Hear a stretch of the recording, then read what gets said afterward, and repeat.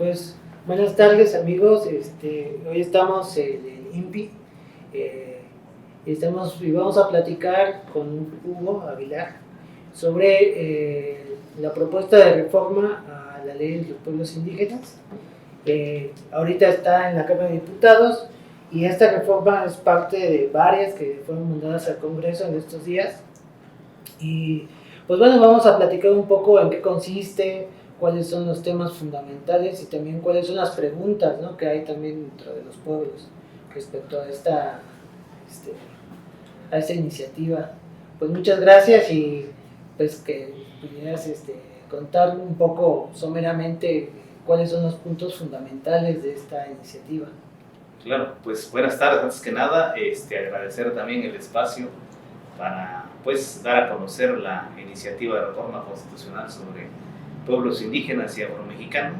Estimamos nosotros que es una reforma de gran importancia, mucha trascendencia para los pueblos, que de aprobarse va a tener un impacto directo e inmediato en la vida de las comunidades, porque contempla una serie de aspectos que ahorita podremos ir detallando, que inciden de manera directa en la relación que tienen los pueblos con el Estado, con las distintas esferas de autoridad y con los distintos ámbitos de autoridad también de la federación, de las entidades federativas y de los municipios. Entonces, pues gracias por esta oportunidad. Creo que siempre cuando se anuncia una iniciativa de reforma de esta naturaleza, o cuando entramos en el tema de las leyes, sí hay necesidad de profundizar en la explicación de los conceptos, de los contenidos específicos de la norma, para poder valorar su alcance o limitación, y estamos a la orden. Pues desde hace ya 23 años se dedicó el artículo 2 de la Constitución Federal al tema de los pueblos indígenas, y hace aproximadamente 3 años se incluyó el tema del pueblo afromexicano. Actualmente el artículo 2 constitucional tiene un apartado A que se refiere a los derechos de los pueblos indígenas, un apartado B que contiene las obligaciones del Estado respecto a los pueblos, y en la última reforma que se hizo hace 3 años se reconoce al pueblo afromexicano en el apartado C. Esta es, digamos, la condición actual del artículo 2 constitucional. Reconocemos la reforma del año 2001 como una reforma que contiene avances importantes, pero también desde aquella ocasión se señaló esta reforma con muchos candados, muchas limitantes.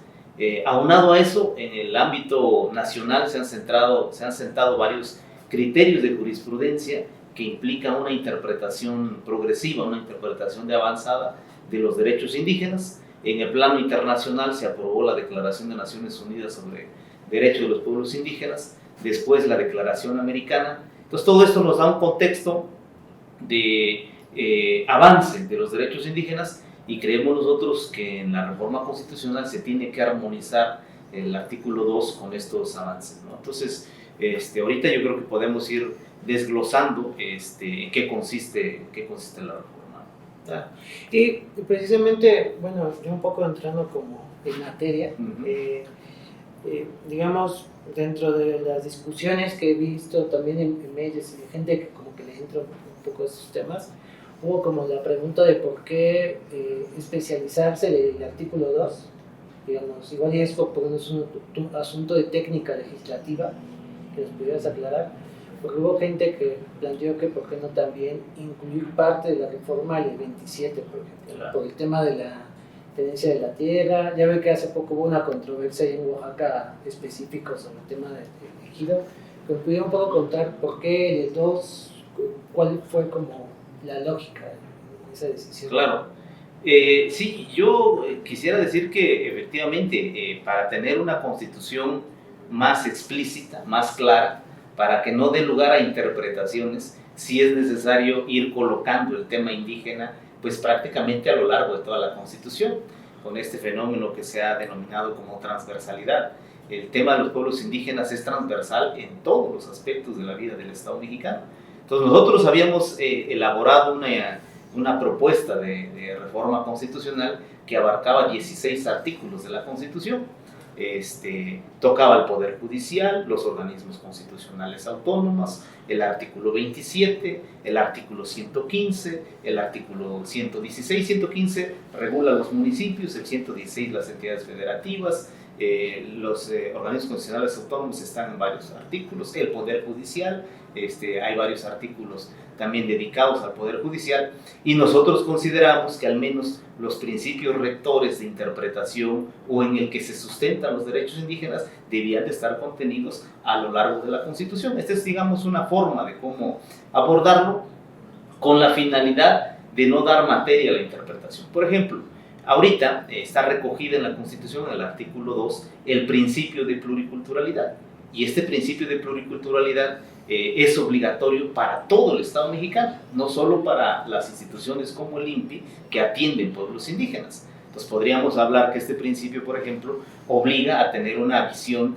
de construir una democracia pluricultural, o obliga al Poder Judicial a construir un sistema de justicia pluricultural, o obliga al gobierno a tener un sistema de gobierno de la diversidad, un gobierno de la pluriculturalidad. Y así el tema de la pluriculturalidad es transversal.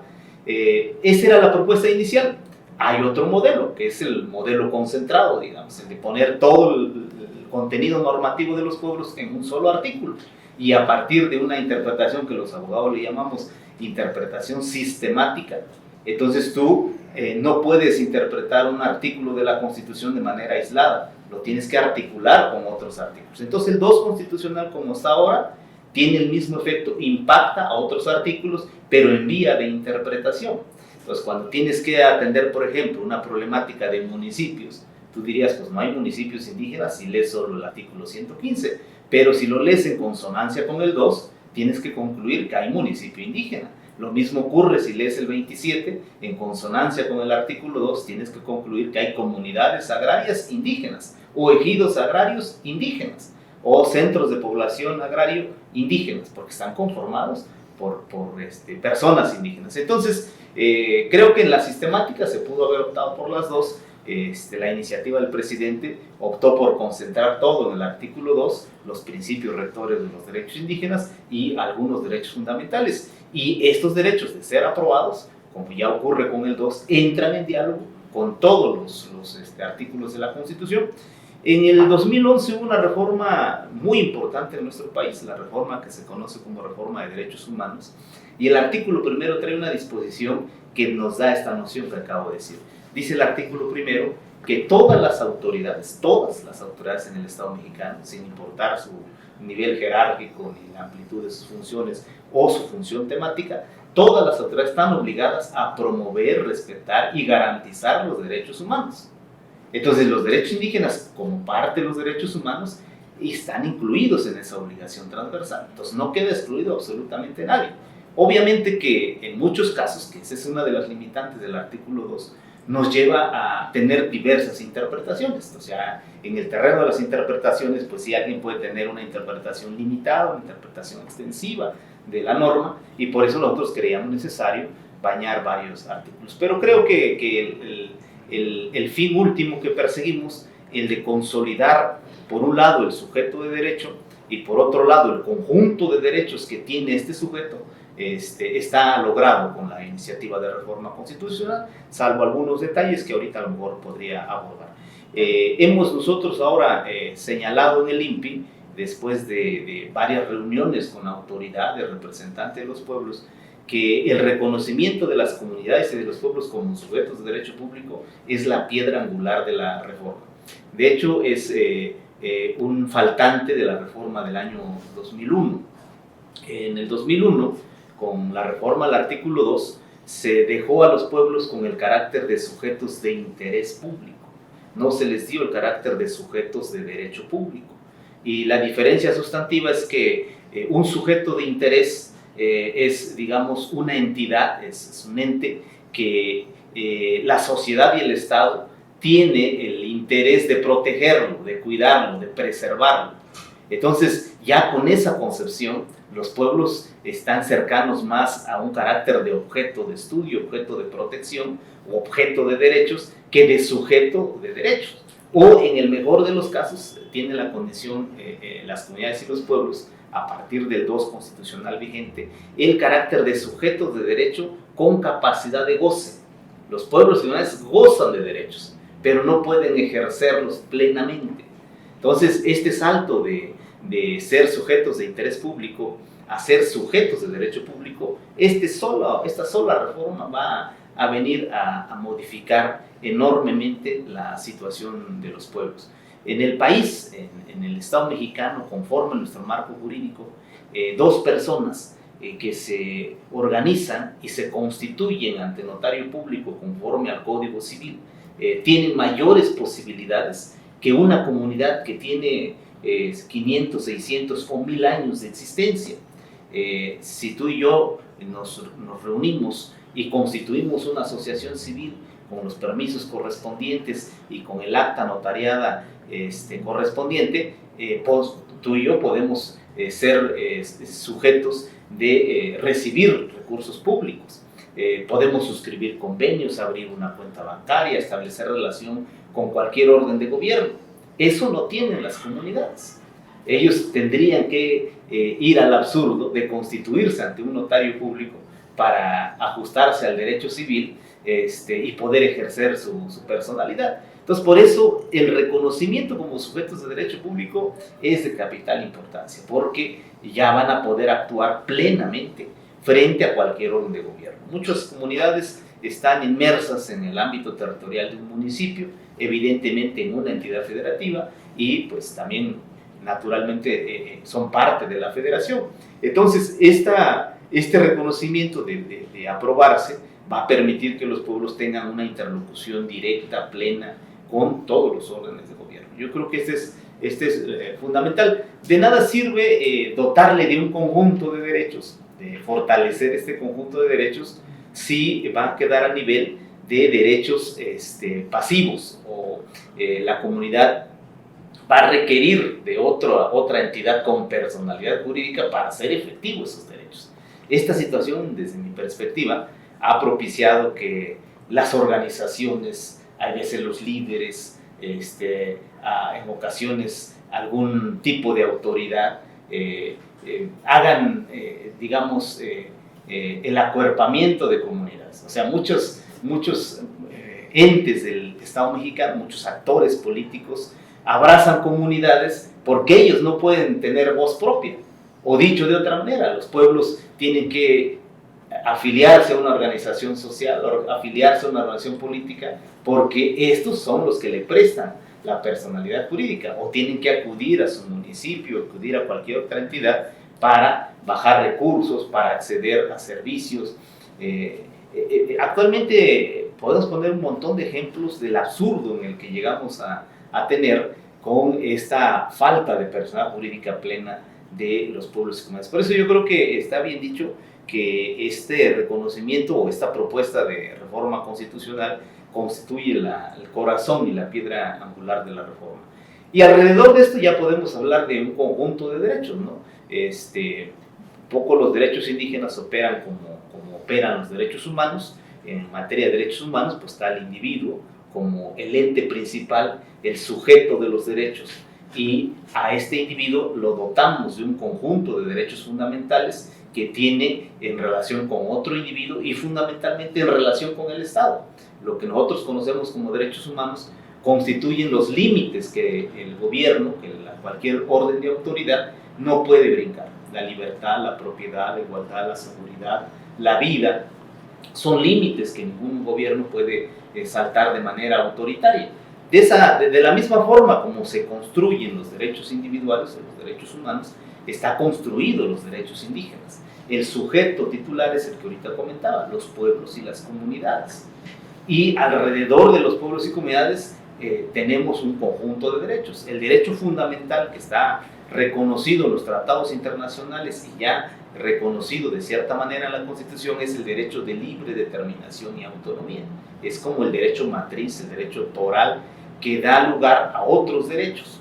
Y el derecho de libre determinación y la iniciativa de reforma se fortalece, se le da un alcance más fuerte.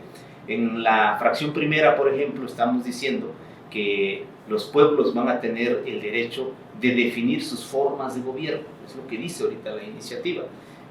Actualmente el artículo 2 establece que tienen el derecho, tienen la libertad de decidir su forma de organización, y la forma de organización sí implica una cosa, digamos un derecho de importancia, pero no es lo mismo que te reconozcan cómo te organizas y que esa forma de organización no tenga efectos frente al Estado.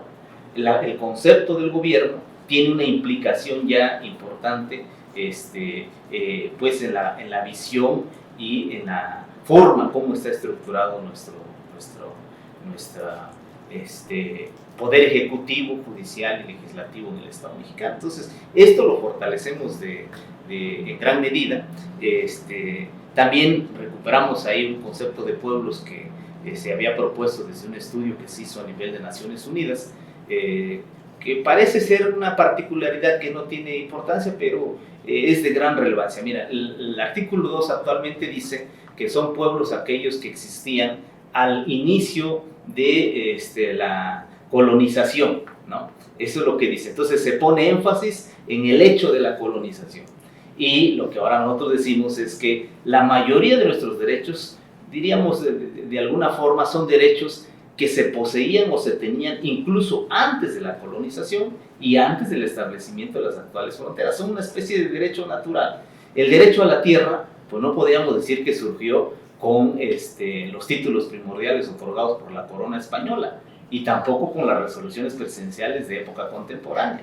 El derecho a la tierra de los pueblos es un derecho ancestral, previo a la colonización. Entonces el concepto de pueblos ahora alude a eso, que son pueblos indígenas aquellos que tienen una continuidad con los pueblos que existían antes de la colonización y que conservan todo o parte de sus instituciones económicas, sociales, culturales, y están asentadas en un territorio. Entonces, la noción crucial de los pueblos indígenas de ser pueblos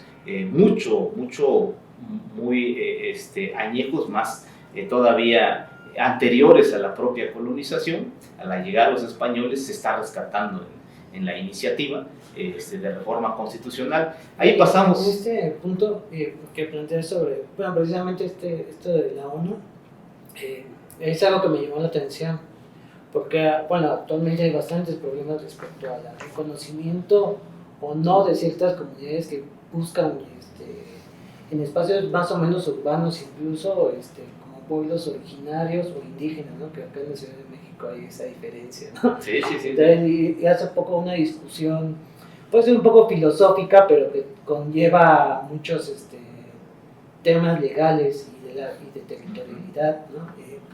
En ese sentido, por ejemplo, al inicio, por ejemplo, en la exposición de motivos que se mandó al Congreso, ahí hablaba precisamente a los pueblos y comunidades, digamos, al indígena como colectividad, ¿no?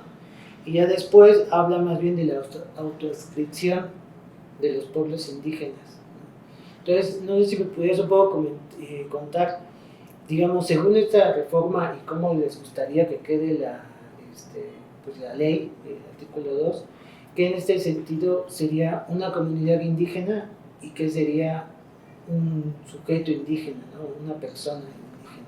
Porque hay a veces discusiones en las comunidades sobre eso, ¿no? De que queda mucho de la idea del régimen postrevolucionario, que el indígena es el único que habla náhuatl, ¿no? Aunque esté en un ambiente cultural, territorial, ¿no? Entonces, que me puedes un poco explicar, según esta propuesta, cómo quedaría esta concepción. Sí, no, yo creo que es muy importante lo que planteas. Mira, hay que distinguir lo que es el núcleo duro del sujeto titular del derecho y luego algunos aspectos que derivan de este núcleo duro. El núcleo duro son 3: personas, comunidades y pueblos indígenas.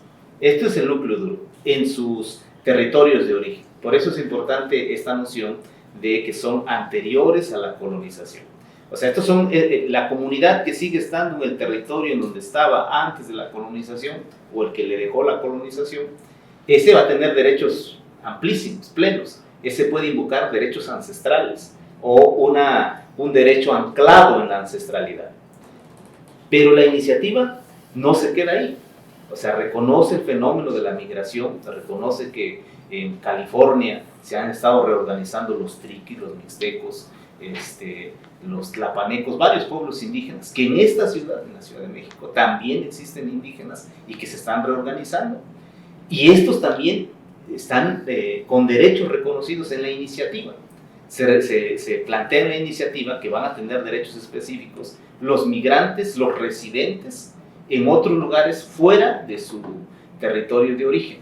Pero obviamente que estas colectividades o quienes están fuera de su territorio, pues pueden alegar derechos culturales a título individual o como colectividades si lograron reconstituirse en el punto de llegada. Y estos van a ser reconocidos como comunidades, o son reconocidos como comunidades, pero no van a poder alegar la plenitud de derechos como el que está en su lugar de origen. Es decir, por ejemplo, en el tema territorial, por mucho que se organicen los mixtecos o los triquis en San Quintín o en Ensenada, pues no van a poder alegar un derecho de propiedad ancestral sobre ese territorio que es de pueblos humanos. Sí. O sea, van a tener derecho a que se le garantice su propiedad sobre la tierra que adquirieron que, por algún medio. Obviamente que van a tener el derecho a conservar su cultura, su identidad y su institucionalidad que hayan reproducido ahí. Entonces, eso también está contemplado. Hay un apartado específico dedicado a los migrantes, el derecho que tienen a mantener esta identidad e incluso otro aspecto que está contenido en la reforma, el derecho a mantener el vínculo con su comunidad. O sea, porque muchos de ellos también, o sea, mantienen el vínculo, no es que se reorganicen en el punto de llegada y rompe toda relación con sus lugares de origen. Muchos mantienen el lugar de origen. Entonces, la política pública tiene que ir orientada a facilitar la reorganización en el lugar de llegada y el mantener el vínculo con el punto de salida. Entonces, esto es importante. Ahora, el tema de la autoadscripción ahora se pone un poquito más expreso y se sientan las bases para que la autoadscripción pueda materializarse, digámoslo, con más precisión y justicia. Porque ahora es muy común este asunto de que si hay un derecho que ejercer, pues cualquiera se dice indígena, se autoadscribe. Porque la autoadscripción pues, es un fenómeno de autoconciencia que entra en la esfera privada, en la esfera íntima del ser humano. Y ahí pues no hay forma de incidir, o sea, no puede haber una norma que te imponga a ti cómo te sientes y cómo quieres sentirte o con qué valores o principios quieres comulgar. Y esto, digamos, si no tiene otro efecto contra terceros, pues no tiene límite. O sea, cualquiera puede autoadscribirse indígena. Pero si quiere usar esa autoadscripción para ejercer un derecho, es donde ya esto no puede ocurrir. Entonces la autoadscripción se reconoce expresamente en la Constitución y desde mi perspectiva, como está redactado, se obliga a que sea el pueblo el que defina esa autoadscripción y el que delimite esa autoadscripción. O sea, ya cualquiera fuera de la comunidad puede decir yo soy de tal comunidad, soy mixteco de tal comunidad, pero si mi comunidad no me reconoce, no me define, va a ser una autodescripción aislada, nadie me va a privar del derecho de que yo sea, que yo me reconozca como indígena mixteco de San Agustín, Tlacotepec, del estado de Oaxaca, nadie va a privar. Pero en mi comunidad no me van a dejar ejercer los derechos porque ellos no me van a reconocer plenamente si es que yo rompí el vínculo con mi comunidad. Entonces, eso está en el fraseo de la iniciativa. Desde mi perspectiva se sienta esta base. Es una de las partes que se fortalece porque ahorita el artículo 2 dice la conciencia de la identidad va a ser el factor fundamental para ver a quiénes se aplican los derechos indígenas. O sea, se pone la nota distintiva, el énfasis solo en la conciencia.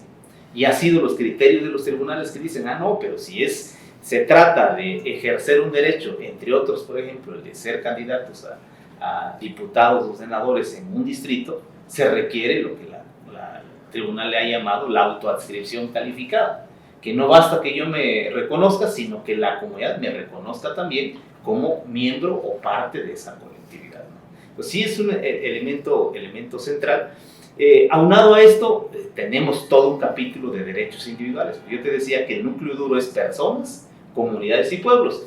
Se crea el apartado de de la iniciativa se crea un apartado para reconocer derechos específicos a las mujeres, tanto en el contexto comunitario, en el contexto municipal y regional, incluso en el contexto de la federación, el derecho a acceso a la tierra, a la participación política, a participar en la toma de decisiones.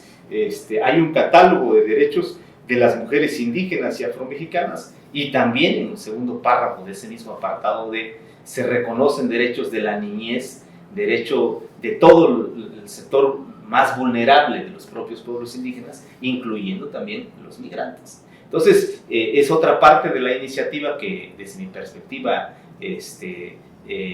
va a venir a fortalecer lo que actualmente está en el artículo 2 constitucional. Sobre ese tema, que ven que la trae a colación, yo me acuerdo que hubo algunos, digamos, disputas en algunas comunidades sobre este tema de la cuota de género, por ejemplo, ¿no? Sobre el INE, que, digamos, estaba un poco condicionando la bajada de recursos a partir de que se hicieran los cabildos de forma paritaria y al último terminaban simulando las cosas, ¿no? O sea, es una realidad, ¿no? Que muchos se simularon esas situaciones por la división social del trabajo, muchos factores, ¿no? Dependiendo. Claro. Esta reforma, ¿cómo cambiaría? Porque había un criterio que, a mi parecer, del INE como que no estaba muy claro en qué tipo de comunidad estaba trabajando, ¿no? No sé cómo más o menos. Sí, mira, el núcleo duro, desde mi perspectiva, de lo que estás planteando, tiene que ver con la noción de derechos y obligaciones.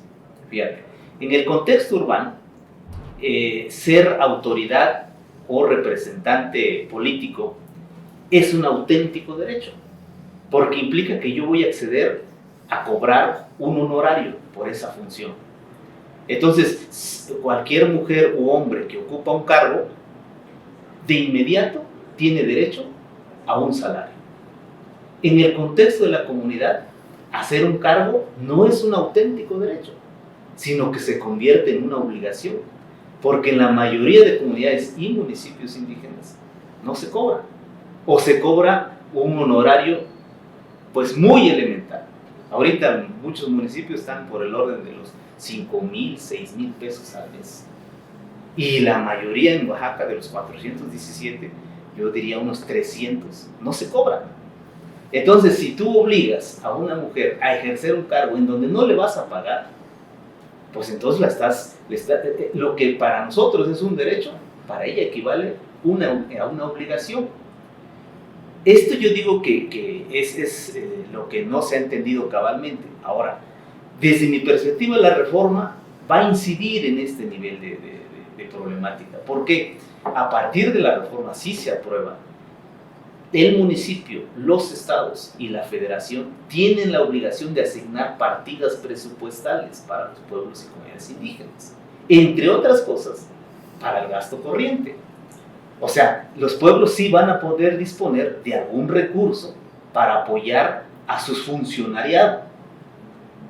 O sea, la reforma, entre otros los aspectos que fortalece la autonomía, es sujeto de derecho, algunos aspectos de la libre determinación y autonomía, pero este es de capital importancia, la obligación expresa de que se decidan partidas específicas, y todavía más, hay disposición expresa de que los pueblos tienen el derecho de recibir y administrar directamente esos recursos.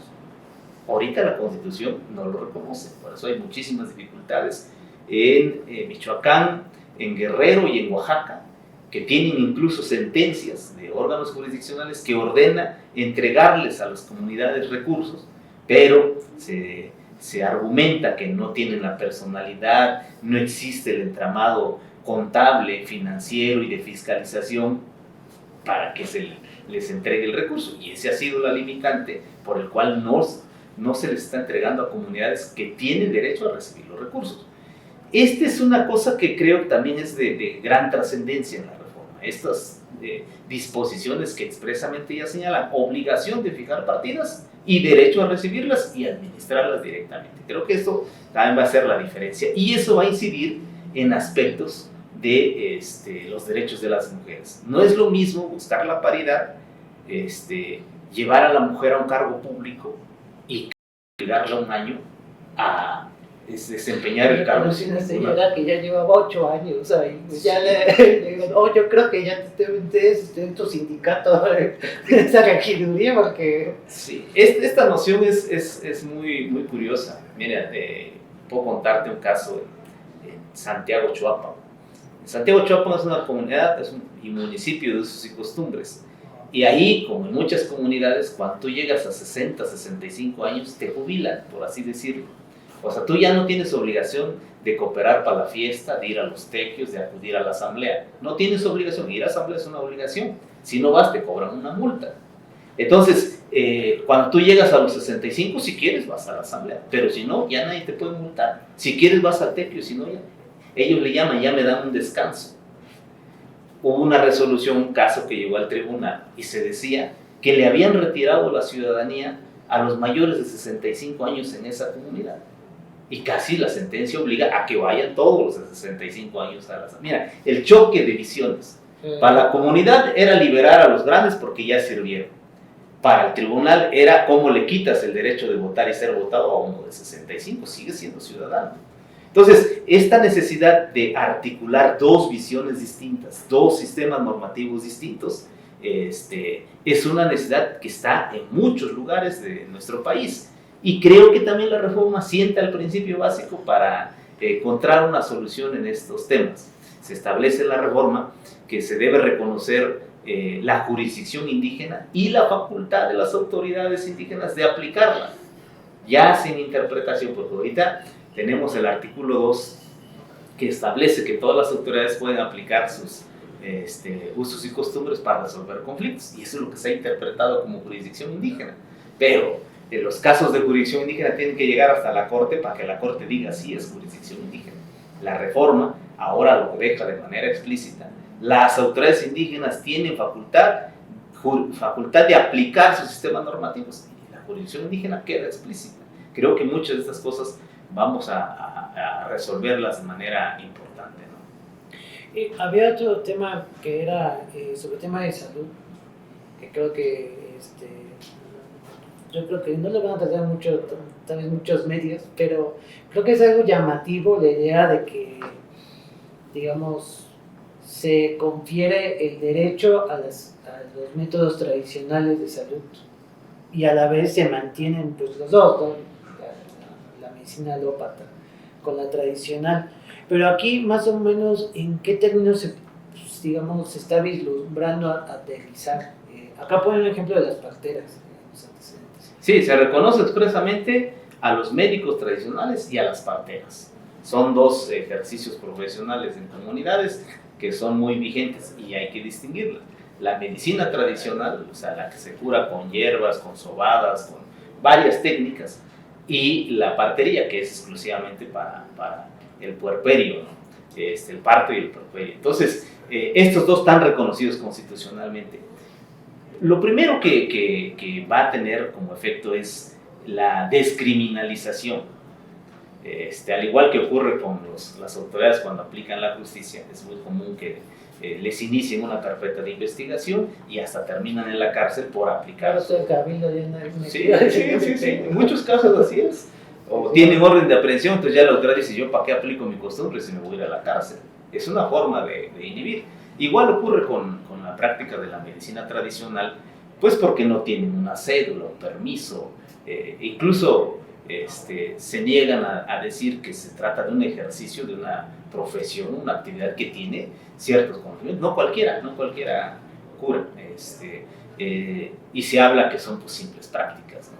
Así incluso está reconocido, es una deficiencia de la iniciativa. Para mí era reconocer el ejercicio profesional de la partería y la medicina tradicional. Entonces ese es un primer nivel. El segundo nivel es esto que se ha venido insistiendo de tener un sistema de salud o un sistema educativo intercultural. O sea, cómo a partir de dos visiones distintas y soluciones distintas a un mismo problema, no eliminas uno de ellos, no declaras que uno es superior al otro, ¿no? sino que los complementas. Desde la medicina tradicional nosotros tenemos claro que tiene ciertos límites. Yo no conozco ahora una medicina tradicional que abra el cuerpo, que intervenga el cuerpo y vaya a curar al órgano dañado en el interior del cuerpo. No hemos desarrollado. Creo que en el pasado sí hay rastros de que hacían cirugías de cráneo y hacían también cirugías de cuerpo, pero ahorita no conozco yo que tengamos ese nivel de avance en la medicina tradicional, porque ha sido una medicina que está oculta, que viene funcionando a contracorriente del sistema.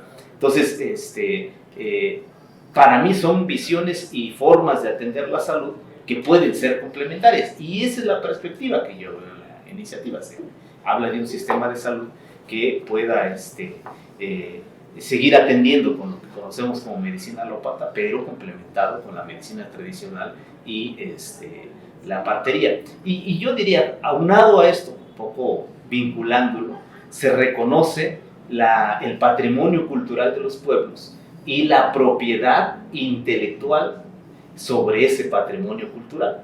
O sea, muchos de los elementos culturales que tenemos en los pueblos pues son visibles, son tangibles, ¿no? Si tú miras los objetos artísticos creados por los wixárikas, los cestos, las ollas, la mayoría de las cosas, pues observas y tiene digamos, una imagen agradable a los sentidos, ¿no? Pero detrás de esa obra también hay conocimientos intelectuales, y hasta hoy no estaban protegidos. Se logró la ley de protección del patrimonio cultural, pero incluso esta ley no tenía base constitucional. Entonces, yo digo que en la misma línea de reconocerle valor, de reconocer trascendencia, de reconocer un uso cotidiano a la medicina, a la partería, a todas las obras artísticas, se está reconociendo esto como patrimonio cultural y se está reconociendo la propiedad intelectual de los que lo ejercen respecto de cada uno de estos componentes. Otro de los aspectos también importantes que tiene la reforma y que hay que destacar. Y bueno, había otro punto que es sobre medios de comunicación. Bueno, que de todos modos ya hay una larga tradición sobre medios comunitarios, etc. Pero me acuerdo que incluso desde cuando fue la reforma de los medios de comunicación en 2012, pues había esa discusión, ¿no? Que realmente no se estaban realmente abriendo los medios, sino que nada más habían hecho nuevas concesiones para una nueva tercera televisora, ¿no? Pero no había, digamos, la forma de aterrizar una propuesta de medios independientes o indígenas en este caso, más o menos como por dónde va la propuesta. Mira, se fortalece. La problemática central, yo la advierto así. Se genera lo que se conoce como las concesiones indígenas y concesiones comunitarias. Yo creo que este es un avance importante. Pero cuando tú ves los detalles, los pueblos tienen derecho digamos, al espectro que no existe, o al espectro reducido. En FM la limitante era que solamente tienes derecho a la parte alta de FM. No conozco mucho de esto, pero los que conocen me dicen que la parte alta no es tan limpia, no es tan amplia, y en FM en una frecuencia ampliada. Los que conocen de esto me dicen que tienen que digitalizar y van liberando espacios en la frecuencia, y lo que se libera es para los pueblos indígenas. Es decir, nos reconocen ese derecho desde el actual artículo 2 constitucional, pero en la operatividad nos toca lo que sobra o lo que alcancemos, ¿no? Ahorita se fortalece, y desde mi perspectiva va a dar pie a que se revise esa forma de cómo se garantiza el derecho a acceder a los medios de comunicación por un lado, y por otro a tener sus propios medios de comunicación. Yo creo que no hay razón para no contar con derechos plenos. ¿Por qué no en los cuadrantes más limpios, más fuertes, más obviamente sin dañar derechos de tercero, pero así como está ahorita la norma, que nos deja las partes más débiles, o ya lo que sobra, digamos, del cuadrante, eso no es un ejercicio pleno de derecho, no es un reconocimiento pleno de derecho, y que a su vez no lleva a un ejercicio pleno. Hoy con la reforma creo que avanzamos en esa dirección también de medios de comunicación. Son los aspectos, digamos, torales. Otro quizás que hay que resaltar es lo que se hizo con el apartado C. Hace 3 años se reconoció al pueblo afromexicano, pero desde mi punto de vista se hizo una remisión que intenta subsumir al pueblo afromexicano con los pueblos indígenas. Ahorita el artículo 2, apartado C, dice que se reconoce al pueblo afromexicano y tendrá en lo conducente los derechos que tienen los indígenas. Punto. A diferencia de la sistemática que tiene pueblos indígenas, no se dice quiénes son los pueblos afromexicanos, pueblo o pueblos afromexicanos, y no se dice qué derechos específicos tienen. Entonces hay una alusión nada más a que existe un pueblo afromexicano y una remisión genérica a los derechos de los pueblos indígenas. Hoy la iniciativa trae un concepto de pueblo afromexicano, como aquellos que descienden de poblaciones que llegaron de manera forzada al territorio nacional debido a la esclavitud y que se han configurado como colectividades y mantienen cierta especificidad cultural. Y hacemos en una sistemática de derechos, qué derechos particulares, digamos, o específicos, ¿no? Tienen los afromexicanos. Evito lo particular porque también en México hay una noción de que no puede haber derechos particulares, ¿no? Que todos somos iguales ante la ley. Entonces, tiene una especificidad cultural el pueblo afromexicano y nosotros denotamos en la fracción, en el apartado C, un conjunto de derechos. La iniciativa retoma algunos, no todos los que habíamos propuesto, pero ya entonces regresamos a esta sistemática, reconocemos al sujeto, lo conceptualizamos y le dotamos de un conjunto de derechos fundamentales. Yo creo que es otro avance importante que van a tener las comunidades afromexicanas y el pueblo afromexicano en el apartado C del artículo 2 constitucional. Y bueno, ahorita me estaba llamando un poco la atención de lo que estabas comentando de, digamos, el trabajo que tiene que ver mucho en la comunidad, pero a mí me da una pregunta que ahora que hace todos los debates y todo esto, que es que se me hace que hay mucho énfasis en el tema, por ejemplo, de las comunidades indígenas en el campo. ¿Qué hay para las comunidades que, digamos, los miles de triquis que viven por Iztapalapa, ¿no? Que de alguna manera construyen su comunidad, digamos, posiblemente ya muchos nunca regresen, pero sus hijos hablan lengua, ¿no? De alguna manera como que quieren resistir, ¿no? Ese problema con la modernidad y la civilización, pero ahí hay como algunas discusiones, incluso acá en la ciudad, ¿no? O sea, acá ha habido muchos problemas precisamente con esos términos. ¿Qué de esos temas más o menos aborda esta reforma? La problemática específica está abordada con los derechos de los migrantes, y ahí, como comentaba hace un rato, tenemos varias situaciones de migrantes que logran conformar colectividades.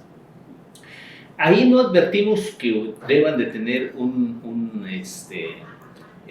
derecho colectivo específico. Voy a ponerlo así, mira.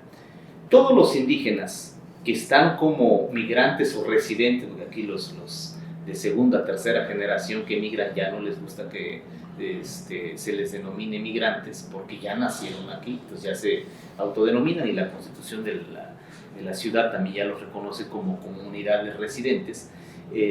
Ellos, para gozar plenamente de los derechos humanos, requieren ser atendidos conforme a su especificidad cultural.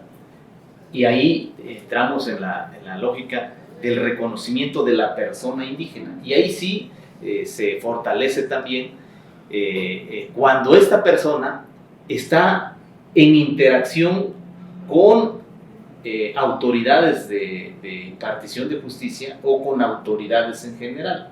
En el caso de las autoridades de impartición de justicia, no solo van a tener derecho a un intérprete, sino también a defensores que conozcan la lengua y la cultura y que tengan capacidad para defender desde la perspectiva de interculturalidad y pluralismo jurídico. Así se establece en la norma constitucional. Y esto yo creo que tiene sentido y digamos, es la forma más adecuada. O sea, aquí tuvimos un foro de consulta aquí en la Ciudad de México.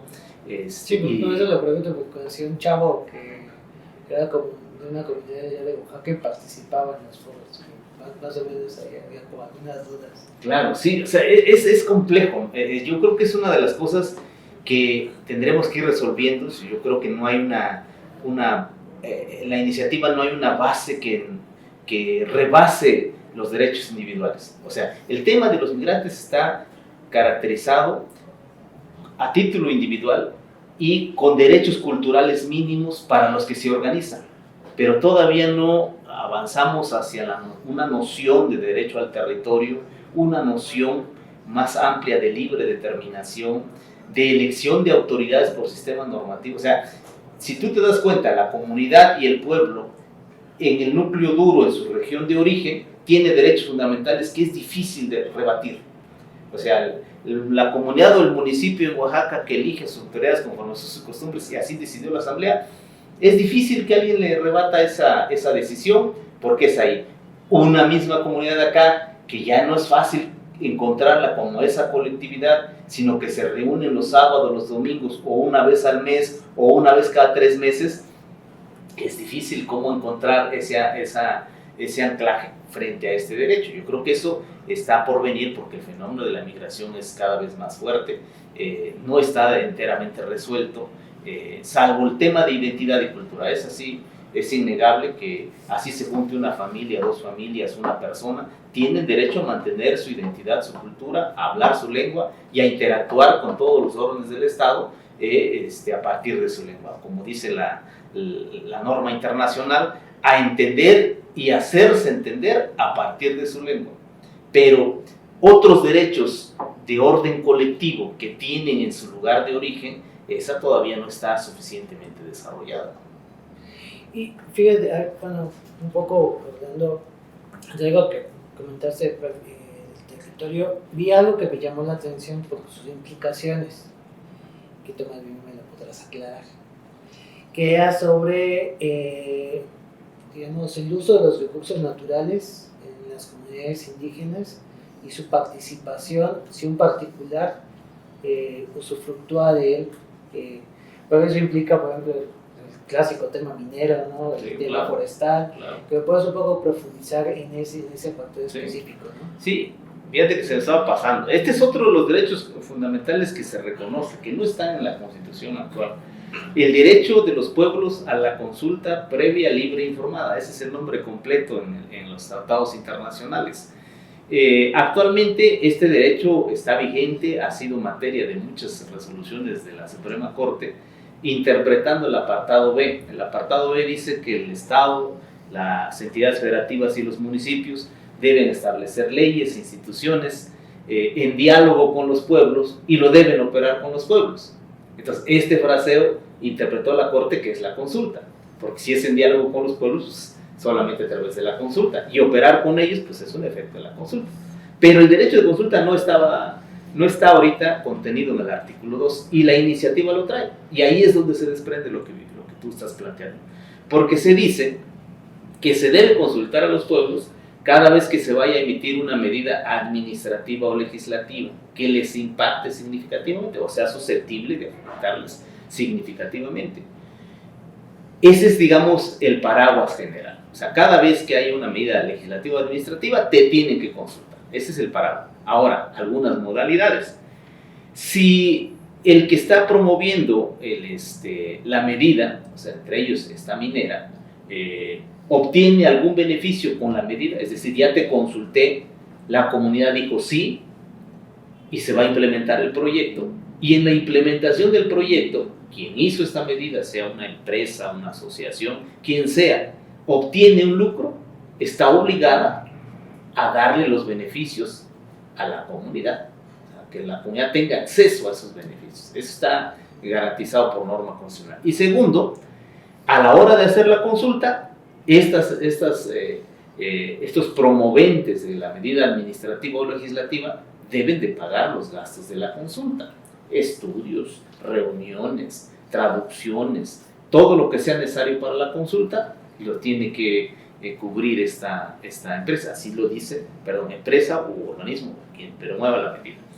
Así lo dice la iniciativa. Y una última cuestión: solamente los pueblos pueden impugnar, llevar a juicio, si no se hace la consulta, o si se hizo y se hizo mal, o si no les están garantizando el beneficio que establece la propia Constitución. No hay, digamos, la iniciativa no legitima a un otro actor externo a las comunidades a que interpongan medios de impugnación, sino expresamente dice que sea la comunidad o el pueblo el que interponga esos medios de impugnación. Digamos, así está configurado el derecho de consulta en el artículo 2, tanto en el apartado A como en el apartado B, y creo que representa un avance. Esto yo creo que va a ser materia de polémica, porque hay un criterio que de algunos estudiosos que señalan, bajo esta premisa de que el que paga manda, que si ya pagó la empresa o el promovente o quien sea, pues entonces ya se tiene que llevar a cabo bajo ciertas restricciones o condiciones, o ya casi dándose el sí, ¿no? Creo yo que esto va a depender de cómo se regule en ley secundaria. Así como se paga impuestos o así como se paga derechos, así se tiene que pagar el costo de la consulta. No es que llegue el empresario y él le pague a cada uno lo que gastó para llegar a la reunión de consulta, o le pague los alimentos o no sé, algunas otras necesidades que el proceso de consulta pueda tener. No, el particular o el tercero interesado le tiene que pagar al Estado en concepto de impuestos o de derechos esos costos, y el Estado es el encargado, como obligado principal a implementar la consulta, sería el obligado a cubrir esos gastos que la consulta implique, ¿no? Y del mismo modo, para que los pueblos tengan acceso a los beneficios de manera plena, tiene que haber transparencia en cuánto va a ganarse con el proyecto que está en la consulta, cosa que ahora ha sido difícil, pues las empresas eólicas normalmente no hacen explícito a la comunidad, quizás al gobierno sí, pero a la comunidad no, de cuánta ganancia implica el proyecto. Entonces sí, esta parte creo yo que va a generar un proceso importante de interlocución, de diálogo y de beneficio para las comunidades, en caso de que digan sí, porque también eso está garantizado, pues. Y bueno, ya estamos en la última recta para que nos vayan a ver y escuchar, que esto pues va a seguir la discusión, ¿no? Claro. Es amplia, pero no sé qué pudieras comentar como lo que tú, un poco para terminar, algunas palabras finales, qué es como tu reflexión más importante o los puntos que quisieras un poco retomar más importantes. Sí, pues mira, yo diría que más allá de la discusión teórica, del debate de la sistemática constitucional, el planteamiento que cualquiera pudiera tener, porque es un tema que afortunadamente se viene reflexionando mucho en nuestro país, que yo recuerde pues desde finales de los 80s, principios de los 90s, empezó con mucha fuerza. No quiere decir que haya iniciado, porque los debates en el plano internacional vienen desde la década de los 70, de los 80 del siglo pasado. Pero a partir de los 90 en México, yo comencé a ver que el tema de los derechos indígenas comenzaba a tomar forma, y hay un importante debate teórico detrás de los derechos indígenas. Quienes hemos tenido la necesidad de apoyar comunidades, de llevarlos frente a los tribunales, de encarar una empresa, de resolver un conflicto territorial contra particulares, contra la empresa o contra el propio Estado, porque el Estado ha sido uno de los entes que más ha vulnerado derechos territoriales. Quienes hemos tenido la necesidad de garantizar derechos, vamos a reconocer en la iniciativa Reforma un avance sustancial. El reconocimiento de la comunidad del pueblo como sujeto de derecho, estoy seguro, quien trabaja y quien atiende problemas concretos y coadyuva con comunidades que están dando la defensa de su agua, su tierra, su medio ambiente, o luchan por su autonomía o el acceso a recursos, van a reconocer en esta iniciativa un avance trascendente. El reconocimiento del derecho a recibir recursos también es trascendente. Yo recuerdo muy bien lo que se planteaba después de la sentencia de Pichátaro, una acción declarativa que hicieron los compañeros frente al tribunal, a la Sala Superior del Tribunal Electoral, que se decía que no hay derecho y sobre todo no hay autonomía si no hay recursos. De hecho, en el plano internacional así se dice. Los pueblos tienen derecho de autonomía, en virtud de ese derecho tienen libertad para decidir su condición política y proveer a su desarrollo, y tienen derecho a financiar, a que les financien sus funciones autónomas.